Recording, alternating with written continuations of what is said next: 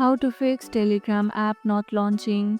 If the Telegram app refuses to open, there are a few things you can do to fix it. First, force close the app completely and try reopening it. Sometimes apps freeze in the background and need a restart. If that does not work, restart your phone.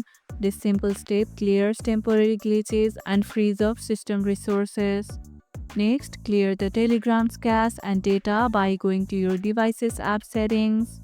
Be aware that clearing data will log you out, so make sure you remember your login details.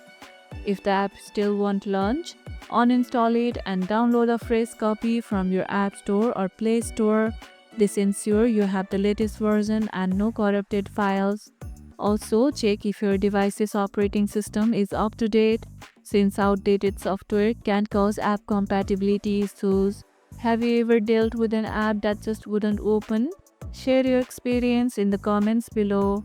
And if this video helped, hit the like button, share it, subscribe, and leave a comment.